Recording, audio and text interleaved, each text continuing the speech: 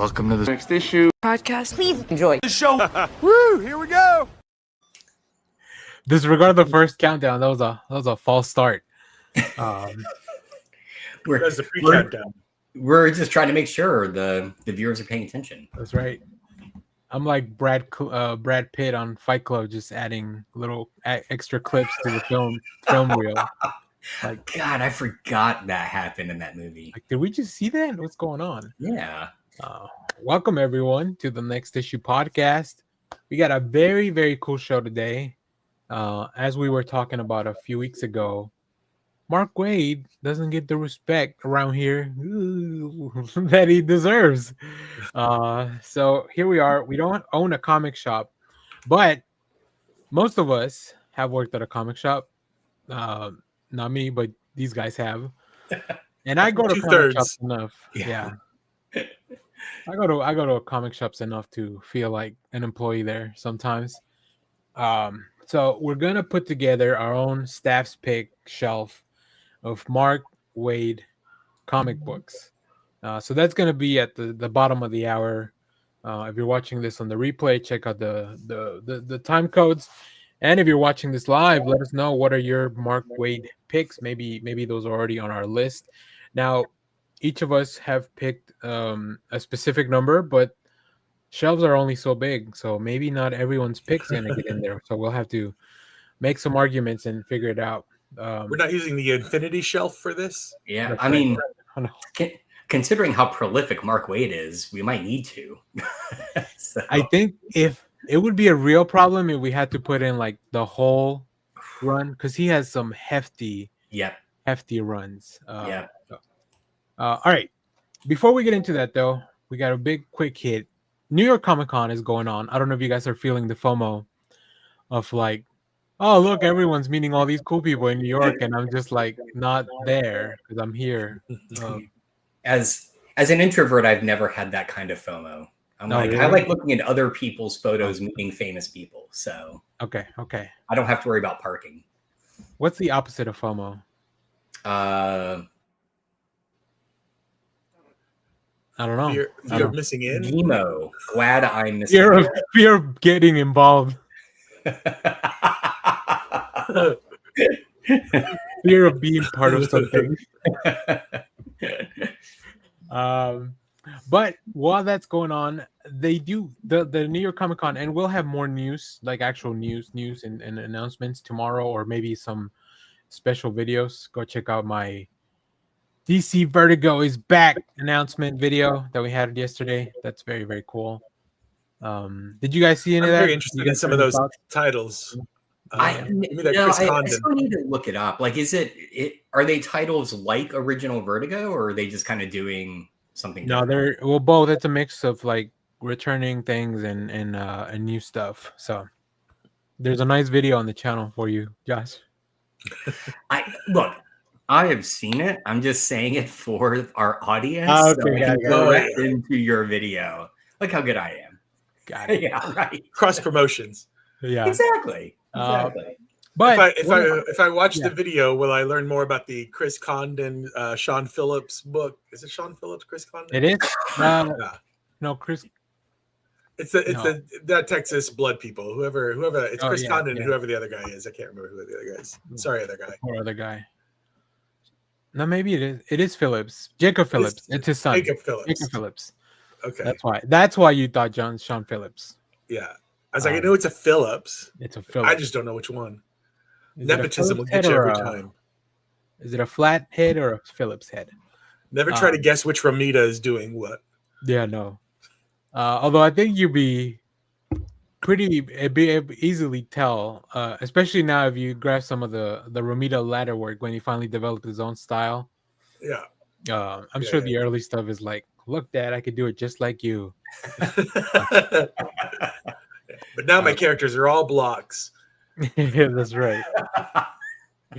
All right.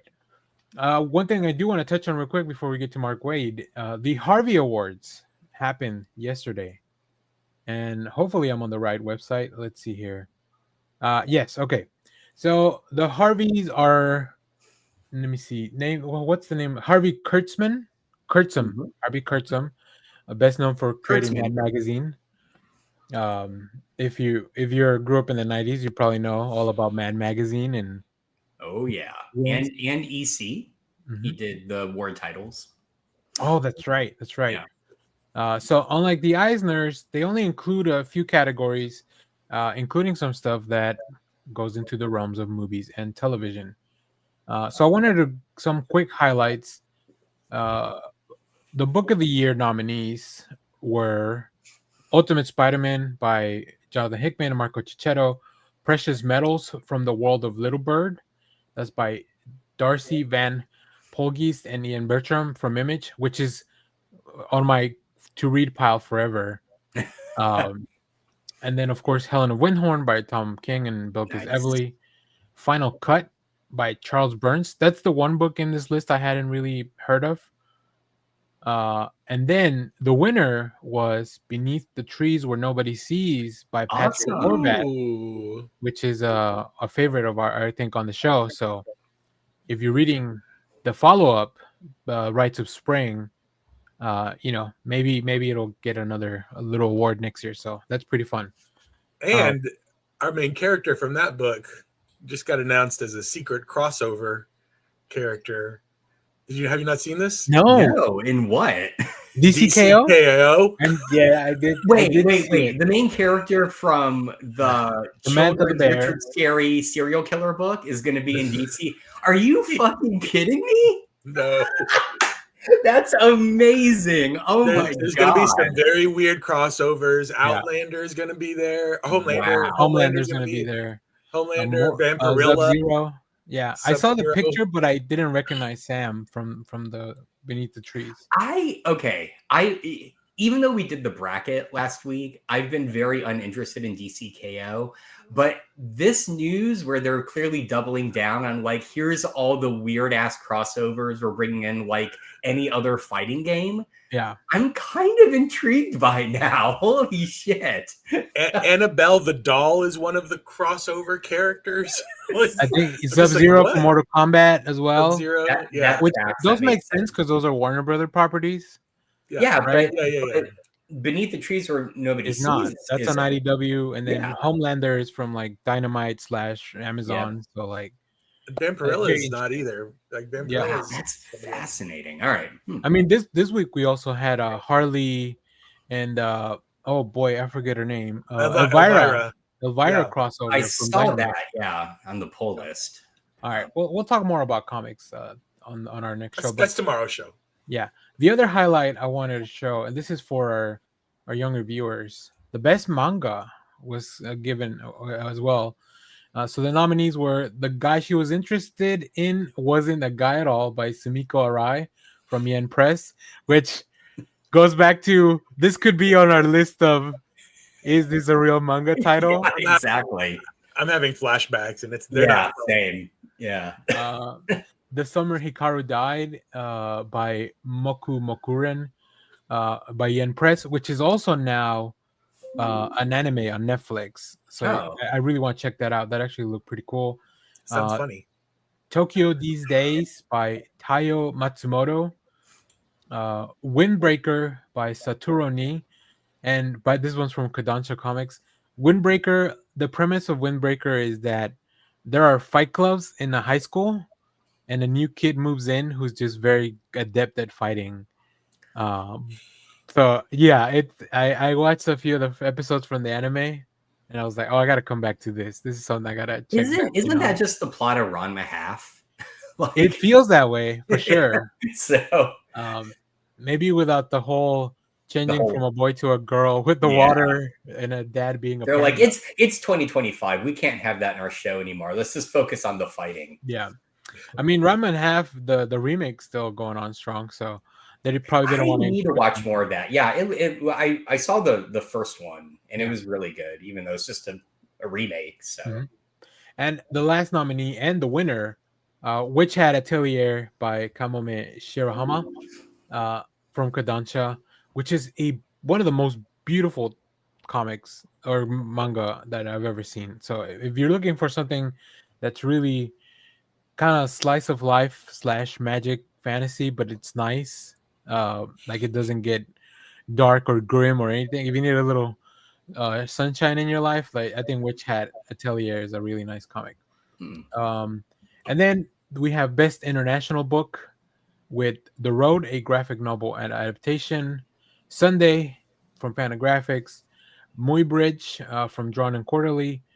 Mothballs from Fantagraphics. These are all, I'm only naming these off so Josh can maybe put them on our comic book club list for next year. Yeah. But the winner, probably the one I know the most about, Black Sad, They All Fall Down, Part 2, from Juan Diaz Canales and Juanjo Guardino from Dark Horse. So people love cats. that's right. Yeah. People, the You guys internet, know that I think there's 2 at this point, 2 Black Sad video games. yeah. So The internet still loves cats all these years later. Is The Road the adaptation of the Cormac McCarthy book? I believe so. I Yeah, believe so. Which it is an adaptation. So yeah, Cormac McCarthy. You're right. Yep. Okay. I don't know where you pulled that from, but good pull, Jeff. It's pretty big book back in the day. Yeah. I'm just surprised it's just now the adaptation. That's why I was like kind of shocked. It's like a And then the last one, and the one that kind of brought it into my feed that the Harveys were going or happened yesterday. Best adaptation from comic graphic novel. So these are things that are being adapted to either television or movies. Now, do you guys have any guesses as to what the winner is? I don't know if you've seen it before. If you have seen it, then don't guess. Don't. This is for the last year. This is from the previous year, yes. And also I think it also includes plays, because there's something called Berlin the Play core theater. So maybe it also includes. So maybe it's just into any other like kind of live action media. Yeah. So like I assume when the Fun Home musical came out, it like swept this category. So It's true. The pee pee poo poo comics adaptation live action is coming. Get out of here, Skibbity Toilet. Is it was that last year? Is it the live action One Piece? Okay, that's an interesting guess. So I'll give you here. Let me give you the nominees. Agatha All Along from Disney Plus. Oh, okay. Berlin the Play. Boop the musical, or the Betty Boop musical. Oh, that's a real thing. I thought that was just a fake Funny or Die video. Well, wait till I say the next thing. Cat Kid Comic Club, the musical, based on Cat Kid Comic Club. Daredevil Born Again from Disney Plus. Fantastic Four First Steps from Marvel Studios. Paying for It. I think this is from Drawn and Quarterly, but I don't know much about it. Yeah, no, that's based on Jesus, I can see him. Yeah, it's a graphic novel by what the fuck is his name? Go on. Sorry. I have it here. Chester Brown? Chester Brown, thank you. Yep. I kept want to see Chet, and I knew that wasn't right. I wanted to hear you. I had the answer right in front of me because I'm reading it, but I wanted to see you squirm for a second. Oh, yeah. We also have The Penguin from Max. Ooh. Superman from DC Studios, and Thunderbolts from Marvel Studios. So they really included a lot. So do you guys have any guesses as to I just like the idea that I could go out and maybe get the rights to some obscure 90s comic from like Oni Press and do a play at the Repertory Theater down the street and then get nominated for a Harvey. I think it has to be a musical, though. If we've learned anything from this list. Yeah, I'm that's fine. Johnny Jeff's gonna put out next year Southern Bastard the musical. Yeah, exactly. Yeah. This will come as no surprise. I'm hoping Fantastic Four First Steps won. But All right, Jeff, any guesses before I tell you the winner? I think it's the Betty Boop. No. Good luck with that. That's from the winner because Superman. Oh, Superman won. All right. Studios, directed by James Gunn, won. So that's how it came into my feed because James Gunn's feed came up and I was like, oh, the Harveys happened. And I was like, oh, we should probably talk about this tomorrow. So, and now we have. Whoa. They weren't happy. Oh, wow. That. Damn. The people very quickly turned on Kal-El. Which because he has a harem. Yeah. Hashtag super shit.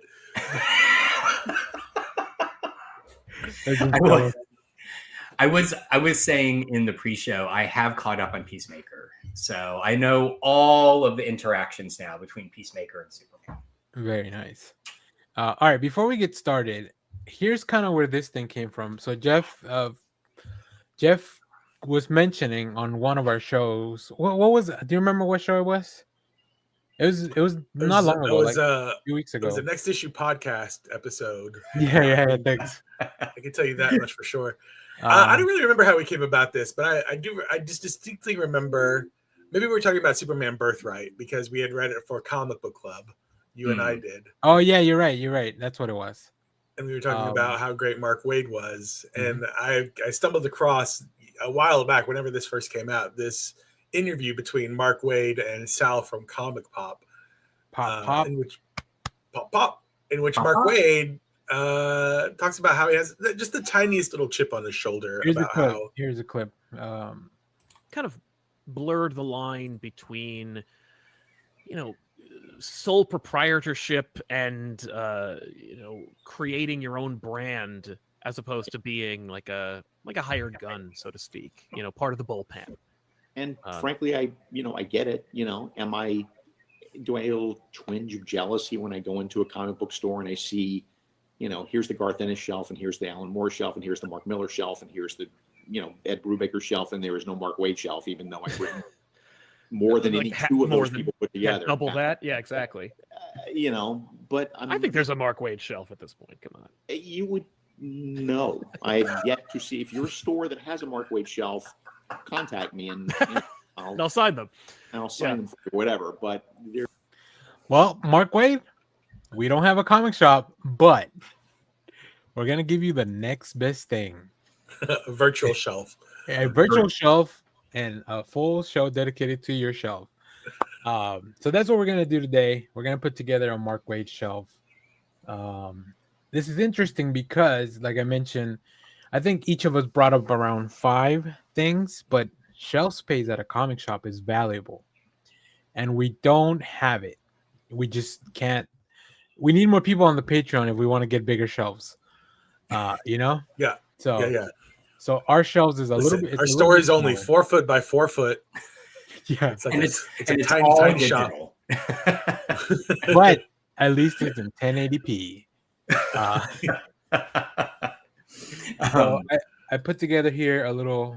This is kind of like I put together a shelf on Canva, which it's so hard to see. Hold on, maybe this is the wrong layout. That's also the wrong. I hate this. There we go. All right, so this is our virtual shelf on Canva. So I'll update it as we kind of go along here. Okay. So I think I want to start with, there is one thing that 2 of us had on our list. So I feel like that is the thing that needs to go on. But before we do that, I looked through you guys' list, and here's a little curveball to take even more space, to remove even one more space from the shelf. Because originally we were going to have 6. It was going to be a 16 bookshelf, but unfortunately Clay couldn't make it. Did you guys know that in 2012, Mark Waid took home the Eisner for Best Writer? And at the time he was writing a few things.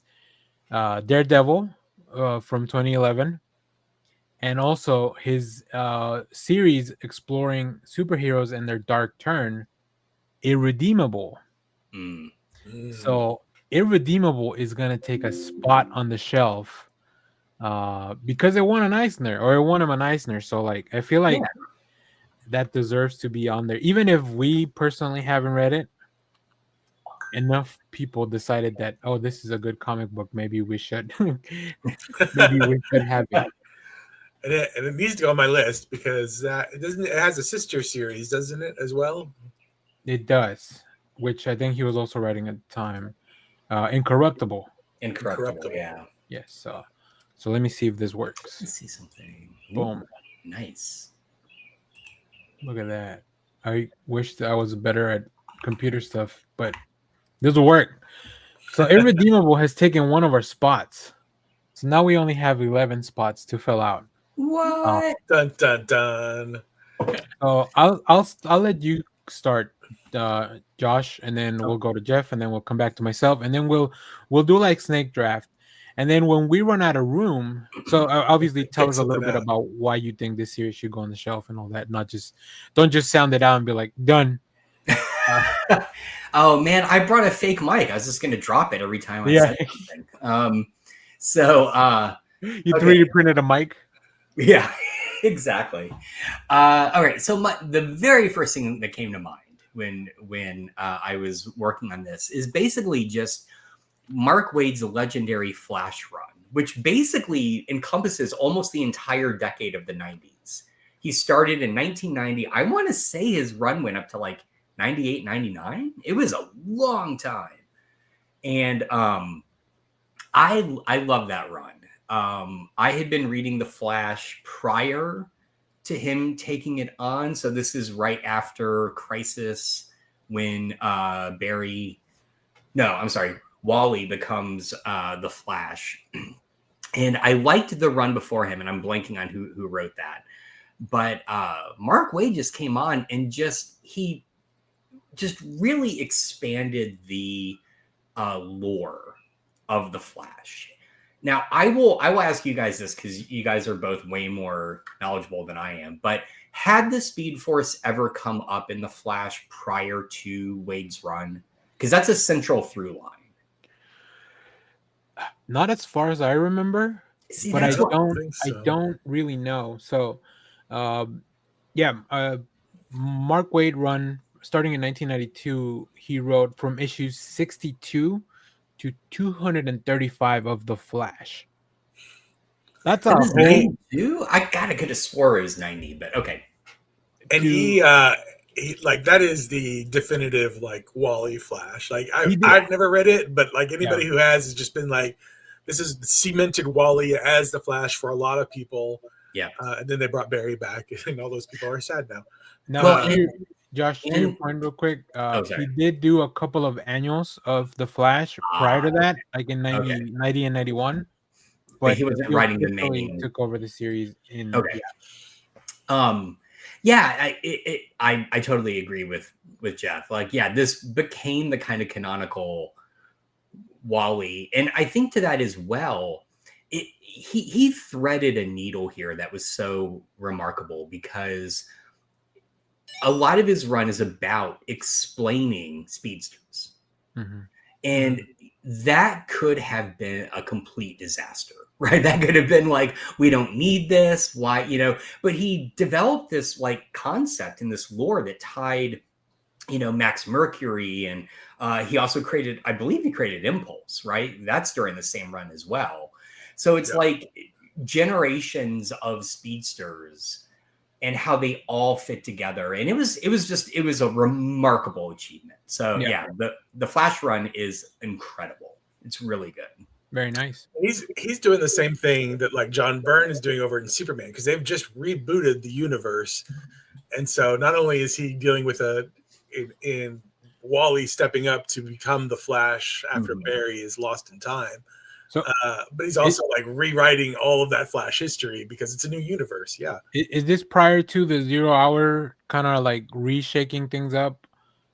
Is this coming out of? Is this coming out of Crisis? This is post-Crisis. So, do you remember several, months ago, we talked about my favorite Flash issue, which is when he gets sucked out of an airplane. Yeah, that was the writer just before Waid. Okay, that was the team just before it who actually had to create like, how are we going to have Wally be the Flash in this post-Crisis world? And then Waid stepped in and just kind of, no pun intended, ran with it. So nice. All right. Very cool. Just speed force through it. Yeah. No pun intended, but no pun intended. That's what AI. That was good. That was good.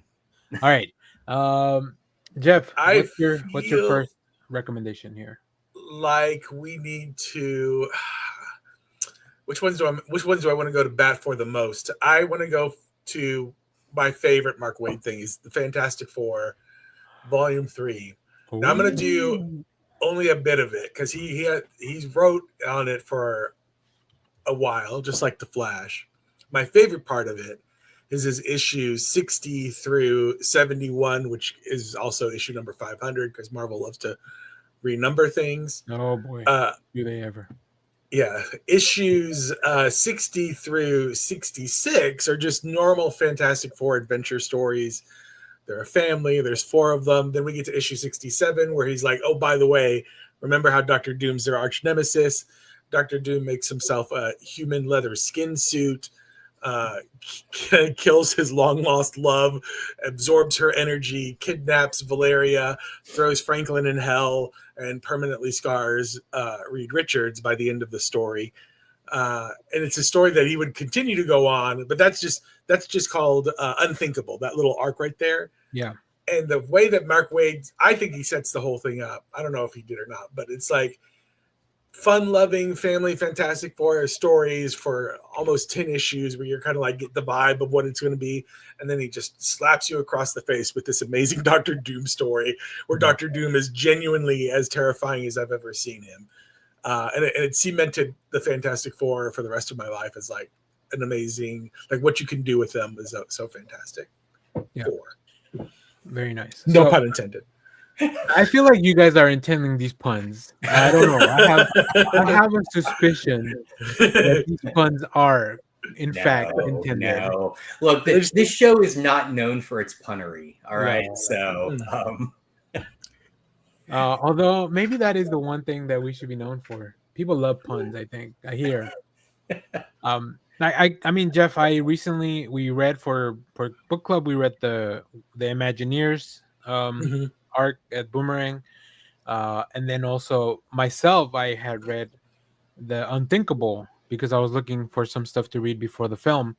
One of the things that I really love the most about Unthinkable is that the whole idea of why the Fantastic Four are seen as celebrities, and this might have been something that other writers had already touched on, but because I haven't read a lot of Fantastic Four, Mark Waid goes into Reed wanted to make them celebrities because he felt bad that he had ruined their lives.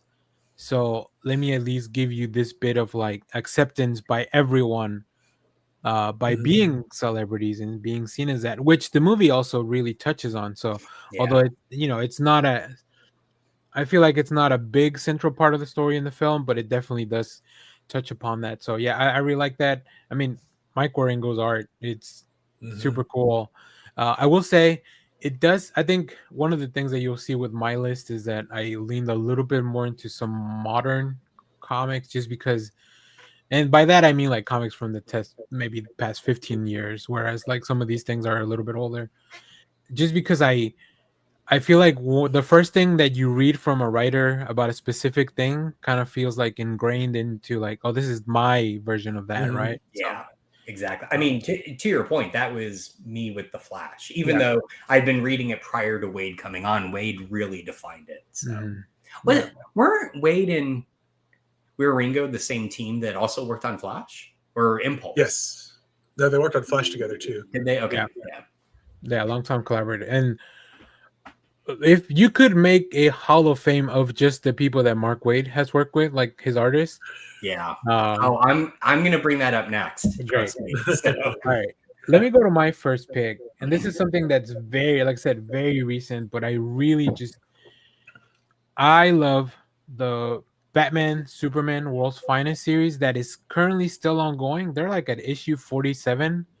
And in a modern age, like that almost feels unheard of. That does feel unheard of.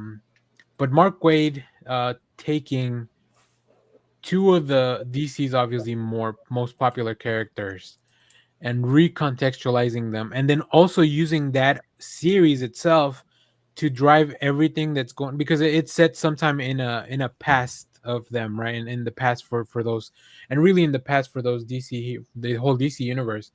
So planting seeds in that series, and then those seeds kind of growing in different books, like coming back to their present time series.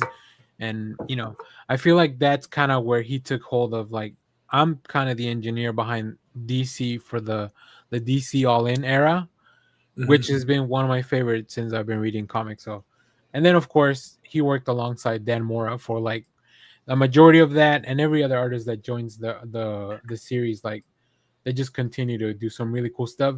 And some of these stories are just kind of goofy. Like you get fifth dimensional imp stuff, and then you get like Supergirl and Robin meeting for the first time in their awkward teens, and it's just like it's also just fun comic book. So I'm gonna throw Batman Superman World's Finest. It's fantastic. It's a fantastic book, and it reminds me, for old heads out there, it reminds me of Grant Morrison's JLA run, because it's basically all gas, no brakes. It is, and just because it's Batman Superman's World's Finest, it is. I mean, it's cameos galore from all other superheroes. Doom Patrol was in the first arc. Wow. Eclipso was a big villain recently. They like I said, they go to the fifth dimensional imps world. What's his name? Jimmy. Is that Olsen? Olsen, thank you. Jeez, I forgot his last name. Jimmy Olsen gets the powers of Mr. Mixapitalik in one of the issues, and he's the one that has to fight these this imp killer. It's just bonkers stuff. But also, like I said, the fact that those things come back to the future and are driving now, so for the better or worse, because Planet Lazarus wasn't my favorite thing. But outside of that, I think DC All In has been pretty full of bangers. And what I like about this book specifically is he gets to play with so many different characters. They're just like little Mark Waidism one-offs things where I'm just like, oh, that makes sense. There's one, I don't even remember what issue it is, but there's a crossover event with Aquaman, or there's a story with Aquaman. Yeah. But the story starts off with them all watching baseball, and it's Dick Grayson is Robin at the times. So he's like kind of like stunned by Aquaman, like being a big baseball fan because he's Aquaman. And Aquaman's like, I grew up on land. Like, of course I love baseball. Like I wasn't always Aquaman. And that, like, there's things like that just click. I'm like, I never think about them. Like, of course Aquaman would love baseball. Like, why not? Aquaman's kind of like from the Rhode Island, Massachusetts area in that part, right? So he might be would he be a Red Sox fan? Like a Red Sox fan, probably. Yeah. Yeah, makes sense. We'll have to ask Jason Momoa if we ever have him on the show. what he canonically thinks. Nice. He likes baseball because you know how hard it is to swing a bat underwater? Just impossible. Well, luckily he's got those blood bending, water bending powers now, so maybe he can, Aquaman's ever evolving. As a fishman. All right, Josh. Let's go. Actually, no. Let's go in reverse order. So let me throw another one out there. Okay. Now this one's one that is on two people's list. So let me just throw that out there because I feel like I was very surprised not to see it on a third list. I feel like was this too. is the one thing we would all have there. Kingdom Come. Well, I saw it on Josh's list, and I was like, okay, I'm good. Like, okay, as long as it's made one of our lists. You got it. Well, it made two of our lists. So Kingdom Come. I mean, I don't even know if I have to. The fact that it's reprinted as a DC compact comic should tell you that this is one that they consider a classic, and I myself also consider a classic. I will say I've heard somebody recently, I don't know, maybe Jeff, maybe this was the shop. Somebody said that they found the religious undertones like a little preachy, and I'm like, hold on a second. This story is called Kingdom Come. I don't know that it could advertise that there is. I mean, the main character is like a preacher. A preacher. So like, I don't know that it could advertise any more that it will have religious undertones. Sure, you talk about God a lot in this church. What? Yeah, exactly. The Spectre shows up, and the Phantom, who's the left hand of God. So, has this person never watched Superman Returns? Like, yeah. Did you guys Zack Snyder's Man of Steel? Yeah. There's that Guillermo del Toro Frankenstein movie that's coming out, the Netflix movie. Yeah. And somebody, I think it was from the Atlanta. So they did the premiere at Cannes or wherever, one of those fancy places. And there was I think it's the Atlantic, sent a reporter, and the reporter was like, "What is it with this romantic Frankenstein? Like, what do you mean the doctor was the monster and that the monster was just a tragic character? Like that might be how it is in the books, but that's not what audiences want to see in the movies." What? And this guy got just slammed online because he's like, this movie is just like too much like the book. My God. You know, they'll give anyone a platform these days to talk about the Right? nonsense. Anyways, back to our nonsense. Yeah, back to our thing. Yeah, sorry. I that pops up in my brain every so No, often. that's so funny. It's good to But be alive. Good to be alive. Josh, this is also on your list, and I don't want to steal your thunder. So, like, what did you put this on your list? Yeah, I just this felt like a very timely reimagining when it came out. I know I need to pick up that copy specifically. Of well, all right, let me back up. I feel like with this book, Mark Waid was like, everyone loves Watchmen. I'm gonna do my own Watchmen, but it's not about the violence. It's not about this superheroes are bad. It's a much more, I think, contemplative take on what it means to be a superhero. So yeah, I don't know. I really enjoyed. If anything, just giving Superman a ponytail, she'll like put it on the list.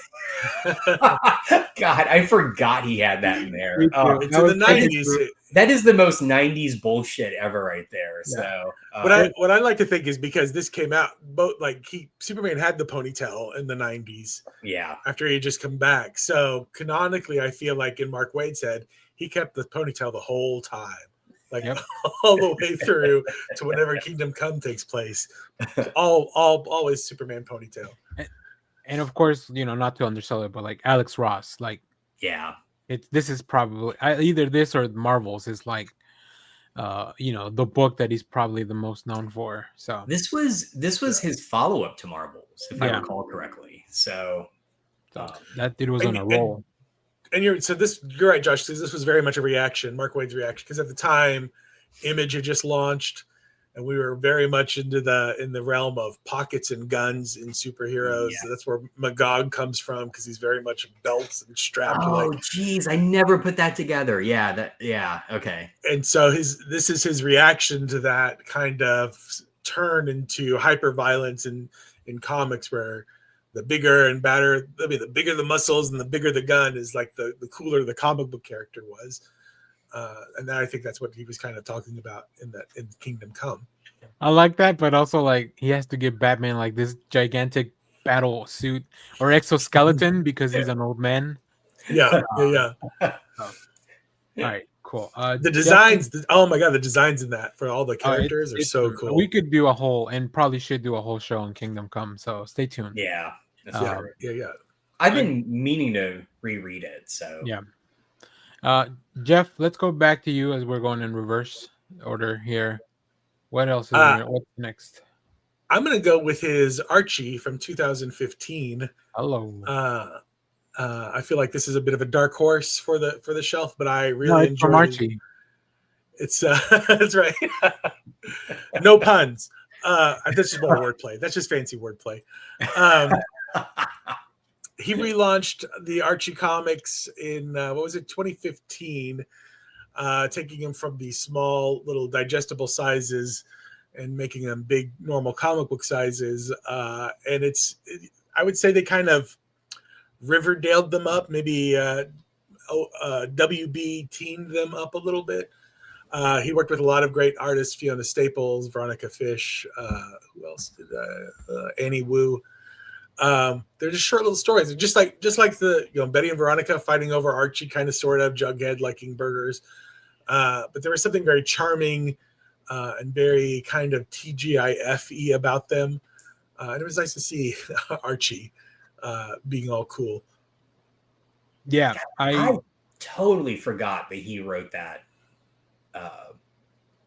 I read a little bit of this and it was fun. It definitely feels different and definitely a product of his time too, right? Because it was, as you mentioned, like Archie had just gotten on the CW, and they're like, oh, wait a minute, what if we try to capture a new audience instead of just like doing the same old thing? So, and the I mean, amount of time, they've been having some success with like their Archie horror stuff already Yeah. by that point. yeah.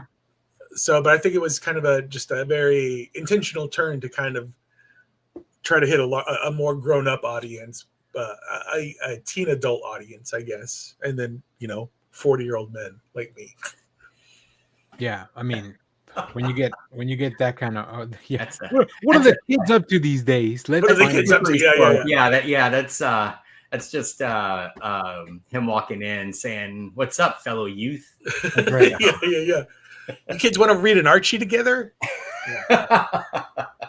Yeah, that's crazy. 32 issues of this. That's a lot. Does Yeah. Waid ever write anything under 20 issues? I mean, seriously. I like that he has big ideas like that. That he Yeah. always goes in with like a big plan, even if it doesn't always happen. So, okay. Back to Josh. Yeah, so this is another, I think, formative one for me. His Daredevil run from 2011 to 2014 with Chris Samney is a great example of an artist-writer collaboration that just is just running on pure energy, like just pure synchronicity. It is an absolutely fantastic run. The way that Samney and Waid work together, the way that, and I would love to know the breakdown of how like scripting and layout worked. There's a specific page from one of these runs that when I taught a comics class, I always use to talk about a certain type of page structure that is both the page works panel to panel, but also in totality.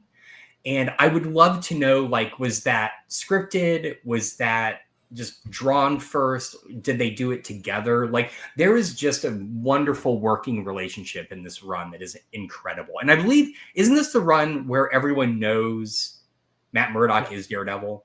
Okay, that's what I Well, he's thought. trying to prove that he's not. So this is where the "I'm not Daredevil" sweater comes in. Oh, okay. All right. Cool. Okay. Yeah, Anyway, it's fantastic. It made me become an instant fan of Chris Samney. I will buy anything that dude draws. For real. Yeah, it's great. It's a great run. So Yeah, I love to see those two work together. They did a 5-issue thing for Captain America before Ta-Nehisi Coates took over, that's right. and that was such a fun transition into it. But yeah, I don't think I've read all of this Daredevil run. I read some of like the bigger stories, but it's something I feel for all the Daredevil stuff that I've read, I've yet to read a bad Daredevil run. But I've only read like the last few, like maybe the last decade of Daredevil. So there could be out there. I just haven't found it, and I'm okay with not, But I do want to keep going back and reading some more. But yeah, Mark. I mean, I think Mark Waid's humor is a little bit underrated, just because he's always seen as this guy with all this knowledge in his head about like these universes. Mm-hmm. I do have one question that I'll give you guys for the end, but let me tell you the question now that we're around halfway through. Do you guys think Mark Waid does better stuff better stuff with DC or Marvel? So keep that in the back of your heads. We'll discuss that at the end of this. But let's move on to Josh giving us another pick, because we're going back the other way. Oh, okay. This one, well, I couldn't have asked for a better segue. You're welcome. Yeah, thank you. This is kind of a weird one, and it came about for two reasons. One is I'm currently reading Mark Waid's New History of the DC Universe. I think they just released issue 3. It's going to be 4 issues. I am a sucker for all that stuff. I love it. As a kid, I loved reading. Was it Marvel Saga or Marvel Age? One of those that just it tried to do that. It was just like, here's a history. Marvel which one was Saga it? is the history. Saga, Marvel Saga okay. is the history. Yeah, I love that stuff because you couldn't get like collections back then. That was one way to get all this stuff, and Waid does that really well. What I didn't know is I was looking him up is he also wrote the history of the Marvel Universe, which just makes him the go-to like nerd ass historian to like, all right, take all of our crazy lore, tie it up into a nice timeline, and then just present it to readers. And so that's what he does, and he does a good job with it. It's always readable and compelling, and then you just have this nice little collection of this is now the quote unquote canonical timeline, right? The canonical history. So it's super cool that he got to do that for both the major companies. Yeah, exactly. And again, until I looked him up, I did not know he had done the Marvel one. I just knew the DC one. So yeah, I'm really enjoying the one he's doing at DC right now. And now that I know that he also did this one, it's really fun. I guess he probably just has a really good way to like kind of streamline things, because that's kind of what he's been doing at DC for the past few years. Like, let's try to put all the pieces back into place in a way that it makes sense. We've had these relaunches and reboots and New 52 and Rebirth, and even before that, all the crises. So like, how do we make sense of all that in a way that still is appealing to the reader, and also they can just bring this to their bar and argue like, well, actually, now, well, Mark. and I kind of wonder. So when did that Marvel one come out? Do you know? Here, let me see. It looks like I think it was like 2 or 3 years ago. Oh, interesting. Okay. I asked because I feel like that role at Marvel now has been taken up by Al Ewing. 2019. Oh, okay. All right. So 6 years ago. Yeah. I feel You know like where I am with time. Yeah. Well, it's all a flat circle after 2020. Yeah.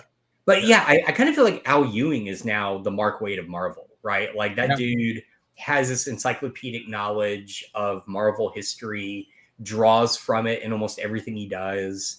So yeah, I would be curious going forward if like they were to get him to do a new history of the Marvel universe kind of thing. So I really enjoy those dudes that are just like weird encyclopedic. Like I just know, like Mark Waid, Mark Gruenwald before he passed away was one of those kinds of. Oh yeah, that's right. Yeah. Yeah. And I think he was the go-to guy to be like, what's the history of this? And he just figured it out. I feel Big like Dan brain Scott's energy. one of those guys too. Yeah. Very nice. All right, Jeff, let's go to your next pick. Real quick, also to circle back around to the Mark Waid, Chris Samney. I wonder if they just can communicate in grunts at this point and know what the other one, because it's Daredevil, Captain America, a Black Widow run. They're doing the Batman Robin stuff. They work so much together. Almost made the list. The Black Widow run. Let's see. Who am I? Where am I? Let's do. Be very strategic here. We only have 4 spots left, and before we have to start fighting, and there's still a few things on our lists. I know. I feel like I'm going to go with. I'm going to go with Justice League Year 1 from 1999. Mark Waid, Brian Augustyn. This is again a post-crisis Justice League, so it's Black Canary, Aquaman, Hal Jordan, Green Lantern, Barry Allen, Flash, maybe Martian Manhunter. But it's them coming together for the first time. They're in the cave, the Justice Cave or whatever it is, out by the bay, trying to figure out how to get their stuff together. Nobody knows each other. There's a really famous clip where Barry is talking to, or Flash is talking to Black Canary, and he's like, "Isn't it hard to fight in heels?" And she grabs his little horns and just twists his mask. That's where that's from. That's where this is from. I love it. There's also a little bit where nobody can hear Aquaman because he's so used to speaking underwater, where sound carries more. Like he's like, I don't have to speak very loud underwater. So like once he's on land, nobody can hear him. There's just, again, all the little Mark Waid fun things that are in this, and it just takes them through the first year of being superheroes. And Doom Patrol is in it. You find out Batman secretly funding him the whole time. He gives reasons as to What why. a guy. Yeah, and there's also reasons why Superman doesn't join and Batman, because that's kind of one of the big things. Why weren't once they retconned that as to why Superman, Batman, and Wonder Woman weren't in the Justice League to begin with, post Crisis. So it's just one of my favorite JLA books out there. I still need to read this. Yeah, same here. But all right, so I'm curious because twice now it's been brought up that he incorporates Doom Patrol into something he's written. Has he never written Doom Patrol? Not that I'm aware of. Well, good Lord, give that man Doom Patrol. Jeez, come on. Maybe he's just a big fan. Maybe that's one of those things that you're like, I'm too big of a fan that I don't want to mess it up or I don't want to mess with it. Yeah. Oh, I can't imagine Mark Waid thinking that. Come on. I feel like he'd be like, I have 8 cool ideas to do with Doom Patrol. Here we go. So let me see. No, Keith Giffen did that. Yeah, no, he had according to the internet, he hasn't written an actual Doom Patrol run. Just maybe they won't give it to him because it's such a they're like a book that they're like, no, this is a very small book for you, Mark. We need you on these big titles. So he just brings them on to the bigger titles. Yeah, that tracks. That tracks. I can see that. I'll show you I can write Doom Patrol. He's been trying out multiple times. So that's right. All right. My next, I guess I get 2 in a row before we're gonna start fighting out pretty soon. So one thing I love about Mark Waid is him writing books that are about a team. And another thing that I like about Mark Waid is the way that he writes younger characters. And he got to do that with Marvel back in 2016 when he wrote Champions. Champions to me was a series that just grabbed all these really popular characters that the Tom King Vision run had just ended, so we had just met Viv. Miss Marvel was one of the newer characters, but also really popular. We had the time displaced X-Men who were teenagers as well. Amadeus Cho had just become the Hulk, and then we had the new Nova, not Richard Rider, but I forget his name. Yeah, Sam Alexander. And then of course. Yeah, Sam Alexander, and then of course Miles Morales taking on the mantle of Spider-Man, and coming into the main Marvel universe. And that was such the shenanigans that this team got up to. And then throw on top of that Humberto Ramos is gonna do the art. So this book's gonna look super kick-ass. No pun intended there, because definitely a lot of kick-ass vibes with these younger heroes. But yeah, I mean, I love the Champions run. It's such a fun, and it went on for a relatively long time. If it wasn't for some of the events that kind of got in the way, but yeah, eventually, Champions. I feel like it revitalized the Champions name, because I know there was already a Champions team before that, but this one now it feels like Marvel's oh, this could be our Young Justice type of book anytime we need it, right? With whoever the younger heroes are at the time. So I feel like young superheroes is if it's done right, it's always a home run. Yeah. So New Warriors was a defining book for a lot of people who were growing up, because you're as a kid reading comics, you're seeing, I mean, goes way back to Robin. As a little kid, you see the little kid being a superhero. There's some kind of fantasy fulfillment, whatever kind of thing. So Champions is great because it does directly, if you're a younger person reading comics, you can kind of identify with that kind of stuff. I enjoyed Champions. It was really good. I've never read it. It's a fun book. It's a fun book. I highly recommend it. I also think Hazel might like it too. Like I said, because these are all young kids, so maybe it's something you guys could read. And they're also environmentally kind of they're I remember it being a big thing where they were Avengers come in, they save the day, but then they don't hang around. They don't help pick up, half the stuff. So that was a real big thing for the Champions book, where they're we want to be the superheroes that hang around and help you rebuild, kind of thing. Yeah. Yep.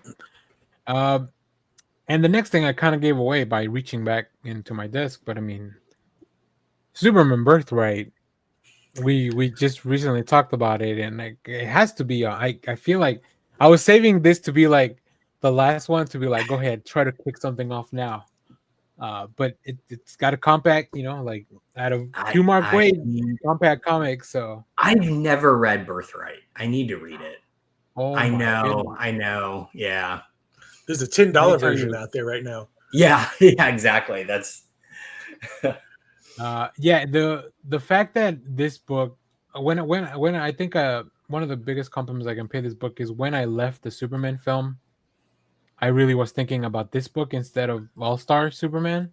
interesting. And we recently reread it for book club at Boomerang, and we had a really nice discussion and really started wondering. I even, Jeff and I, when the reason that this topic came up was because Jeff and I were talking about the previous day, and really thinking like, is this one the one that is like the all-time Mark Waid story? Hmm. So yeah, I mean, Leniel Francis Yu and kind of recontextualizing the origin of Superman, making Krypton a bigger part of his origin as well. Like you spend one of the things that I really liked is that I feel like Zack Snyder, the reason we spent so much time in Krypton in his film was because Mark Waid had just spent so much time in Krypton and developing that culture and that world in this book, which is very recent from from when the movie was probably being developed. So yeah, Superman Birthright is I think that's my last pick. I have an honorable mention, but I don't know that I'll make it into the thing. But I'll bring it up afterwards, anyways. So it comes down to a fight between Jeff and I, right? Well, so we can kick other things off from the list as well if you think that your pick is bigger. But Oh, my pick is not bigger. Trust me. so Jeff goes first, Okay. I guess, because we're going back the other way. And then, but I'll Jeff fill the still has last two slot. things. Yeah, because Jeff Yeah. has two things on the list. So Josh, you and I are lucky that we had one in common because we didn't have to Yeah. fight out that much. Yeah, that's And we true. can also gang up against Jeff to bully him. This is, I mean, now it's my Sophie's choice because I have what's going to fill this last slot. I'm going to go with my Captain America pick. Sorry, Clay. Yeah. Because I know Clay, when we first talked about this, the first thing Clay mentioned was my other pick, which I also agree should go on there. But that ended up on our 10, I think on our top 10 DC things anyway. So maybe that's where it should live. Yeah, maybe it's so good. Maybe it's too good for this list. Captain America Volume 1, issues 444 through 454, is a small run, Mark Waid run that he did with Ron Garney.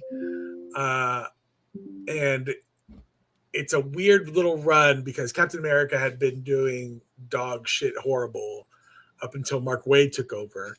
And then he turned that title around. Like, people were going nuts for it. But the writing was already on the wall. Marvel was going to bring back the Image Comics guys to relaunch Captain America, Fantastic Four, and the Avengers. So their run got killed because Rob Liefeld had to come in and take over. With that weirdly that classic draw. Yeah, exactly. Yeah. Big breasted cap. Double-breasted cap. Double-breasted cap. He brought back the Red Skull. He brought back Sharon Carter. Ron Garney's art is fantastic in it. He also does kind of a Man Without a Country little storyline in the middle where Captain America stops becoming Captain America. High octane, really good. And then it got taken away from him. Rob Liefeld, that 12, 13 issues that Image came in and took over, tanked by issue 7. And then Marvel had to go and apologize to Mark Waid and be like, please come back to it. They did that. Mark Waid has been screwed over by Marvel a few times. But so, yeah, they brought him back and he kind of continued his run. Mm-hmm. But that first little part where he turned the whole ship around, and I feel like he kind of not turned the ship around, but with Daredevil had been such a dark character since the Kevin Smith run at the early 90s, all the way through Bendis, Charles Soule, the Badlands or whatever they called that crossover. Shadowland, yeah. And then Mark Waid comes along and he's like, what if we made Daredevil happy? What if we gave what if Matt was happy for a little while? What if he moved to San Francisco and moved to San Francisco? Yeah, like let's Wally Wood him up a little bit again. Yeah. So he's really good at coming in and being like, this is what's wrong with the character. Let's fix it. Let's he's also very good at showing us the lighter side of these characters, or maybe in his later stuff. Because I will say, like the JLA stuff and the Captain America stuff, they do feel a little bit more darker and grimmer. Even the Fantastic Four. But then I feel like maybe he hit a point where we're like, maybe these heroes should be there to like uplift and just like bring hope back. That's a crazy idea. Well, he wrote something like on Twitter or whatever social media thing that after this last presidential election, I'm gonna bring that up, that he was very, very disheartened by it, and he almost sounded like he was about to retire because he no longer had that little belief and spark of superheroism. Yeah, and so I think maybe it is reflecting in his writing that it's much more positive. Yeah, I like it. I mean, that's a really fun way to kind of visit these comics. So, all right, Josh, kick something off. Go ahead, Josh. Convince us. We are that guy on that college campus that says "Change my mind." Change my mind. Yeah. I'm not going to kick anything off because my last pick is such out of left field. I'll just briefly mention it. So, does anyone here remember the MMO called City of Heroes? Yes. I loved that game. I loved it when City and one of the things they did, so it was a superhero themed massive multiplayer online game. And one of the things that they did right from the start, if because it's the old MMO model. So like you had to pay like a monthly subscription fee to play it. One of the things they did, which I thought was brilliant, was when you paid the fee, every month they shipped you a comic featuring the characters that they had created for the game. When the companion game came out called City of Villains, which these two overlapped, they rebooted the comic and Mark Waid wrote it. And it was a really fun title. It's like, here's a whole new universe for him to play in and just create random shit. It was good. It was fun. It didn't last very long because, again, the game itself, within several years, was kind of gone. But it was put out by Top Cow, which at that time, whose imprinted image was that? Was that that was in Silvestri? Yeah, Silvestri. Yeah. Anyway, it was a fun book. It in no way deserves to be kicking off any of these titles. So I am happy with it as is. Okay. Did you? Well, we'll save your exclusion till the end. Yeah, that's fine. Because we always got to give the people something to strive for. Nobody's perfect, and obviously, not everything's gonna be a hit. Let me go. Actually, so Jeff, you have two things on your list. We'll just now call those honorable mentions, unless you want to really make a case. I'll do the honorable mention for Empire. If nobody's read Empire, it was initially an independent comic for 2 issues, and then DC took it over. But it is again his own kind of creator owned. It ties to nothing in the DC universe, and it's basically what if the bad guys won. So there's a kind of a almost like an Iron Man kind of character who has a suit of armor, who is, I guess, more Dr. Doom like, because he's like the emperor and he's conquered everything. But now it's like the political intrigue of once you've dominated everything, now you have to take care of everybody. What does that look like? And you're no longer trying to conquer, but people are now trying to stab you in the back and whatever. So it's almost like a soap opera for superheroes kind of thing. It's like Dallas almost. But it's kind of, I think it's kind of hard to find. My other pick was Tower of Babel, his JLA short story. Oh yeah, Jesus, I forgot about that. Which I do think should go on the list of, because it's such a popular story. It is it's what influenced the little cartoon movie Doom, the cartoon Doom movie. Mhm. It also kind of really sets up Batman as kind of an adversarial, like he's not always like the greatest intentioned guy, I guess, or his intentions are good, but he doesn't go about them in the best way. Big part of Batman v Superman. A big part of Batman v Superman. What would I kick off in order to make room for? I don't know. I honestly do not know what I would kick off, because I think all of them are really good. Let me mention my honorable mention, and then also this would be my argument against putting JLA Tower of Babel on here. My honorable mention is Avengers No Surrender, No Road Home. And the reason I didn't fight harder for this is so these are two little contained stories, but they weren't exclusively written by Mark Waid. Mark Waid was one of the writers, but it was also Al Ewing, Saladin Ahmed, like a lot of the Marvel writers that were working on stuff at the time. So I was like, well, this isn't really truly just a Mark Waid thing. So I want to mention it, but I don't think it should be on a Mark Waid shelf. And to me, that JLA run, because Grant Morrison was also so involved with the story, going back and forth, that's the other reason I would be more likely to put that on a Grant Morrison shelf than a Mark Waid shelf, because because I feel like Mark Waid's stories were like kind of pop in and out until maybe later on he eventually finally took over the series. Because I think year one was later, right? If I remember, is I got my timeline correct? The JLA year one. Yeah, I think it is later, because I think it's late 90s. Because I thought it kind of not spun out of that, but it kind of just came as kind of the consequences of like we got to keep moving forward. So yeah. I would feel like after the Tower of Babel story, like people would be like, well, babe, I mean, Batman left the Justice League, so but that would be my only argument I would have if we were to really kind of try to fight it out. That'd be like, well, that's not really truly just a Mark Waid thing, but I feel like everything else on our list feels just very much like Mark Waid core, as the kids would say. Nice. So, I'm trying to look through his just anything else that we might mention. I will say there is a surprising lack of independent work, like creator-owned stuff, but maybe that's just not a thing that he's very interested in doing. Or maybe just like he was saying in the little clip, like he's kind of a hired gun, right? He comes in and does these really cool things and builds these worlds out, and maybe that's what he enjoys the most. I think he does, because later in that interview, he also says that he's not real good. Like he likes it when he has direction from like editorial. He's like, I'm not. If you call me and you say do whatever you want with this character, he says he freezes up. But if you give him kind of a structure and groundwork, then that's what he could really work well with.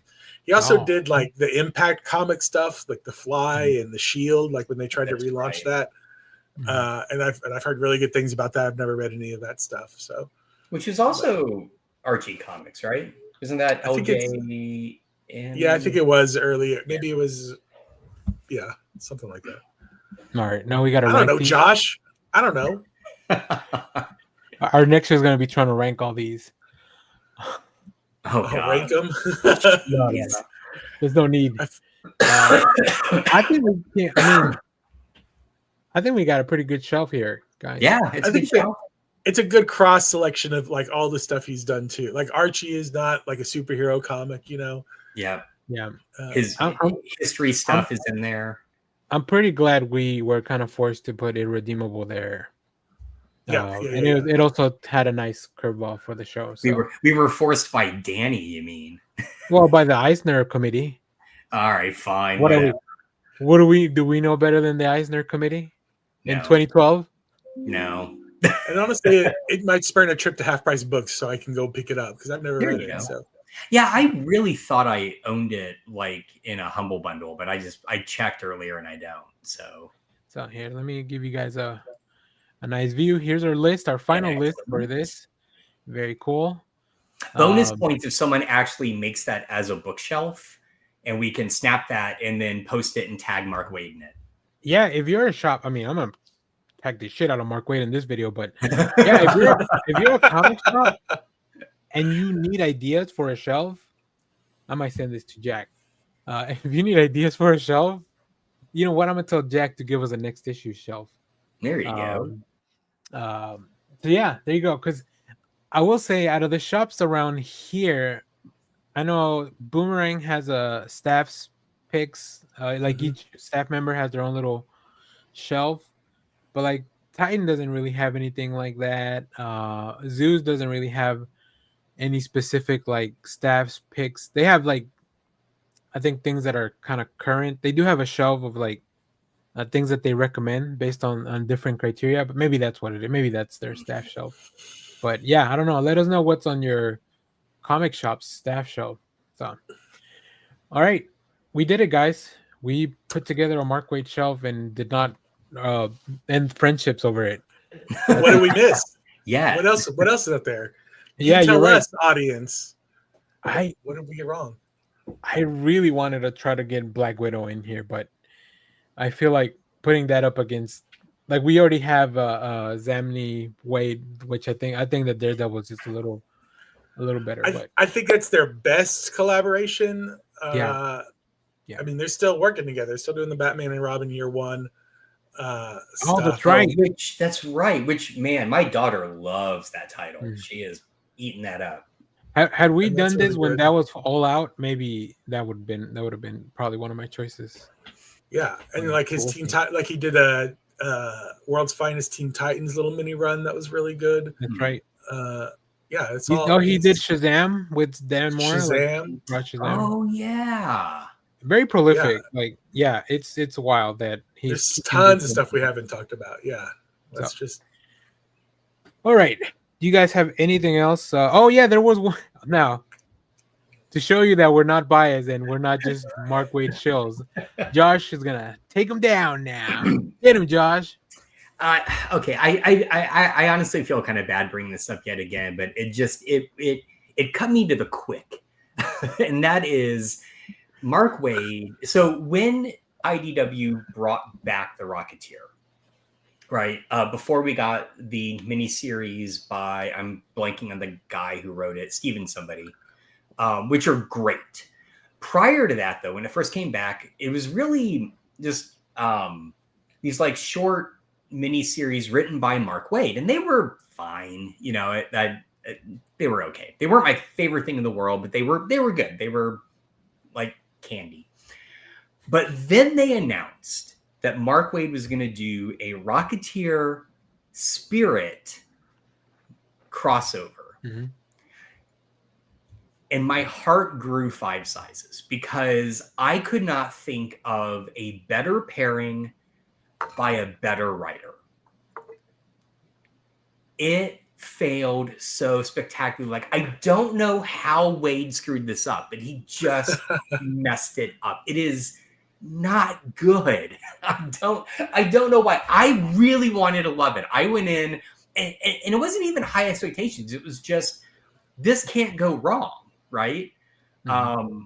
And it did. And I would love to know a backstory about what happened there, because everything felt off, right? Spirit didn't feel right.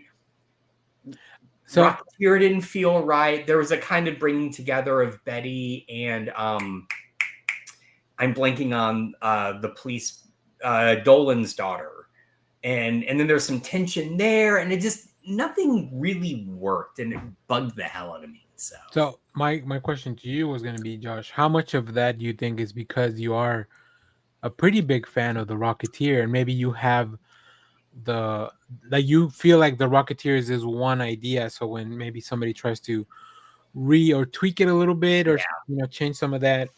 I think that's a completely fair assessment, which is why I've really only become a huge fan of the reboot with the more current miniseries, because that writer is very good at mimicking Dave Stevens' approach. And it's not just art, it's the writing as well. So that is a fair point. My only comment would be, it wasn't just the Rocketeer, though. He got the Spirit wrong as well. Okay. And I'm a big Spirit fan, and it just, nothing seemed That feels like it was very like, if the one person's gonna buy this book in the world, it's gonna be Josh. It is me. Yes, it was like this is a book made for Josh. Yeah. If you throw in Conan, Josh would just like his head would pop. Oh God. Man, I'd still buy it. Yeah. May not like it, but I'd still buy it. So cool. Anyway, so sorry, Mark Waid. I apologize for being so rough on you for this, but if you want to give us some insight into why I'm wrong, please, we would love to have you on the show. So Josh's comments do not reflect the opinions of the Next Issue podcast. Exactly. All right. Cool.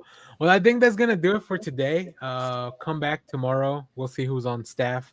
We'll see who's on shift tomorrow. But we got a lot of interesting stuff to talk about, including DCKO news from New York Comic Con. Go start adding all those Vertigo books to your pull list. If you haven't checked out my video on Vertigo, go check it out. Also, for my recommendation of what you should be watching this weekend, I picked English Teacher because although it's still airing on TV weekly, you can watch the whole thing on Hulu, and I did. And boy, oh boy, I love that show so much. It's so funny. So there you go. I enjoyed season 1. We should probably start watching season 2. So yeah, you should. If you need that could be your dinner show for the next. You're absolutely right. Yeah, we're actually literally probably 2 weeks because it's only 10 episodes. So that's very on weekends you guys do something else for dinner. So Josh, you could have like a whole like night of just like we're gonna watch Abbott Elementary, then English Teacher, then Stand and Deliver, and like all the like. And then Michelle Pfeiffer Dead Poet one. Society, the Michelle Pfeiffer one. It's or what all about Professor? What's the with the one with I just all the names just flew out of my head. He was in Karate Kid 4. That's as close as I can get. Oh God, yes. Hilary Swank. Hilary Swank, thank you. With Coolio. I know this one. Jesus, yeah, I can see it too. They all basically have the same poster. Yeah. Head of the Class. There's another sitcom. Head of the Class, but only with the Irish guy. Only that one. Let us know your favorite school-related adaptation. All right, I think that's gonna do it before we start getting into the rabbit hole. Nice. We'll see you guys. Thank you very much. Let us know your favorite Mark Waid thing down in the comments. Let us know what you think our final list, or if we missed anything. And as always, thanks for watching. Bye, everybody. The most important thing in life will always be El Bebo. Little loves you. Simon Center, get the fuck out. All right, bye. Get out of here, you weirdo.